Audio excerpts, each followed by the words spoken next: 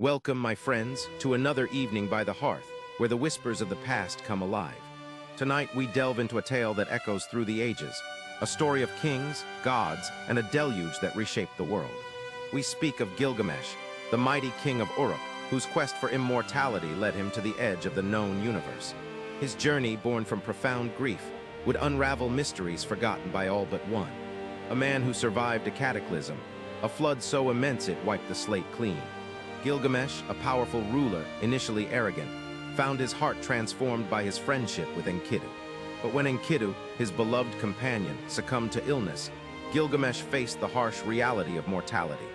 The fear of death, a fear we all share, drove him to seek eternal life. He sought Utnapishtim, the one man who had transcended death, granted immortality by the gods. His journey was fraught with peril, dangerous mountains, scorpion men, and the treacherous waters of death. He pushed through despair, driven by a hope that burned brighter than any flame. Finally, after countless trials, he arrived at the shores of Dilmun, the distant land where Utnapishtim resided. Imagine his awe, standing before a man who had seen the world before and after its greatest undoing. Utnapishtim, an old man like me perhaps, but with an ageless wisdom etched into his very being. Gilgamesh poured out his heart, his fears, his desperate plea for the secret of everlasting life. Utnapishtim listened patiently, then began his tale, a story not of magic elixirs but of survival. He spoke of a time long, long ago when the world was younger and the gods walked closer among mortals. But the gods, powerful and at times capricious, grew weary of humanity. The din of human life, their constant clamor, became unbearable to the divine ears. Enlil, the god of wind, air, earth, and storms, decided to send a great flood to cleanse the world. A terrible decree to erase all life, innocent and guilty alike. But one god, E, the god of wisdom and water, took pity on humankind. E could not directly defy Enlil's oath, but he found a way to warn his favored mortal, Utnapishtim.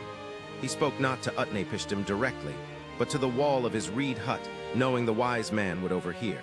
Reed hut, wall, wall. Hear, O wall, and understand, O reed hut. E revealed the god's secret plan. A great flood was coming to destroy all life, and he instructed Utnapishtim to abandon his possessions, to tear down his house and build a great ship. Abandon wealth, seek life. Spurn possessions, save your life. The dimensions were precise. A cube equal in length and width, with 7 stories and 9 compartments. Utnapishtim, a man of faith and obedience, did exactly as he was told. He gathered all his skilled workmen, and together they toiled day and night. The people of his city, wondering at his strange project, asked why he was building such a vessel. Utnapishtim, instructed by E, gave them a vague answer, speaking of Enlil's anger and a coming bounty. He loaded all his silver, gold, and every living creature onto the ship. His family, his craftsmen, and all the wild creatures of the field found refuge within its wooden belly. Then came the appointed time. The god Shamash, the sun god, gave the signal. The morning broke with a black cloud rising from the horizon, bringing forth a terrible storm. Adad, the god of storms, thundered in the sky. His voice shook the very foundations of the earth. The winds howled, the rain descended in torrents, and the waters rose higher and higher. Even the gods themselves were terrified, shrinking back, huddling in fear in the heavens. The goddess Ishtar, weeping, lamented the destruction of her people, crying out in anguish. For 6 days and 6 nights, the storm raged, swallowing mountains and plains. All of humanity, save those within Utnapishtim's vessel, perished. On the 7th day, the storm subsided, and a terrifying silence descended. Utnapishtim opened a window, and the light fell upon his face, a face etched with both relief and profound sorrow. The entire world had become a single, boundless ocean. He wept, seeing the scale of the destruction, the loss of all that had been. Finally, the vessel came to rest on the peak of Mount Nisir.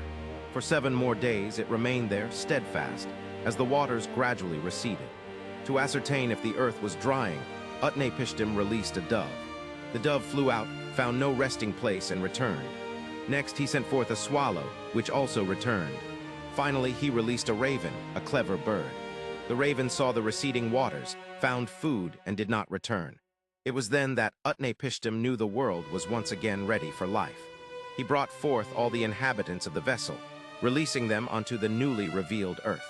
And there, on the mountaintop, he offered a sacrifice to the gods.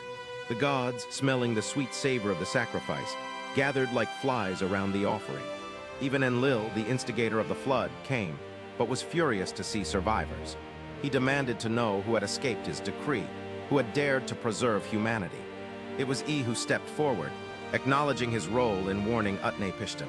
E chastised Enlil, reminding him of the wisdom in mercy and the folly of indiscriminate destruction. And so Enlil, softened by E's words and perhaps by the pleasing sacrifice, granted Utnapishtim and his wife immortality. They were taken to dwell in the distant land of Dilmun, far from human toil. This, my friends, was the story Utnapishtim told Gilgamesh, a tale of a world reborn, and of one man's escape from the grasp of death. But Utnapishtim then challenged Gilgamesh. If you wish to be immortal, Gilgamesh, test your resolve. Can you stay awake for 6 days and 7 nights? Gilgamesh, exhausted from his long journey, fell asleep almost immediately. Utnapishtim, observing his sleep, had his wife bake a loaf of bread for each day Gilgamesh slept. When Gilgamesh awoke, Utnapishtim revealed the baked loaves, proving he had failed the test. Immortality, Utnapishtim explained, was not meant for mortals.